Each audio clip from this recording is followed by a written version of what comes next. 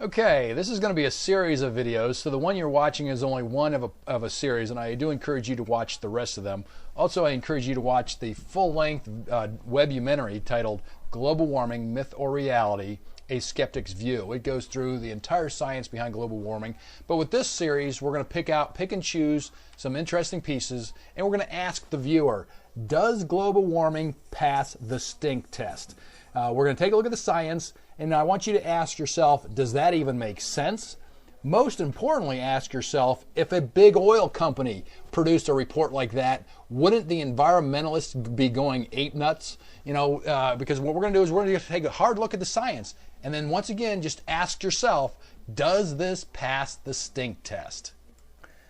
All right, this one is, what has the environmentalists done for you lately? They've got this great movie out called Who Killed the Electric Car? What they're doing is they're drumming up all this Marxist hate for U.S. corporations, these evil auto companies that give us jobs and put food on our tables and roofs over our heads and gives us these nice, efficient, and safe cars to get to work. They greatly improve our quality of lives, and yet these are the demons to the left. These evil things that create all these union jobs, for God's sake. They killed the electric car. Well, let's look at the logic behind this. Who killed the electric car? They're blaming GM and Ford. Well, if that's so, how did they stop Toyota, Nissan? How did they stop all the French manufacturers of producing an electric car? How did GM and Ford stop Sierra Club from inventing the electric cars? How did they stop Greenpeace? How did they stop all these socialist countries? How did they stop Harvard from inventing an electric car? How did they stop Hollywood from inventing an electric car? The fact is, they don't do it. These environmentalist groups don't do anything. They shoot their mouths off. They talk a great talk, but they don't do anything. If you guys want an electric car, go build one. Now, if you want to see how you can really help the environment, let's take a look at the oil industry. If you want to take a look at a real environmental hero, don't look at Greenpeace. They didn't save the whales. Who do you think saved the whales? Guess what? John D. Rockefeller. Big oil himself. Mr. Oil saved the whales. And you're asking me, how in the world could John D. Rockefeller, this so-called environmental disaster, save the whales? Well, guess what? Who do you think put the whaling industry out of business? Good old John D. did. Before petroleum, this evil petroleum, what did they use to light their houses? You got it, whale oil.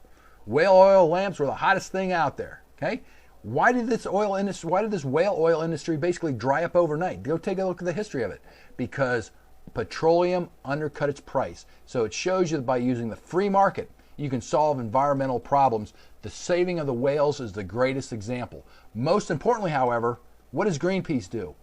They shoot their mouth off, but you'll never see them save anywhere near the number of whales as John D. Rockefeller or a free market solution did.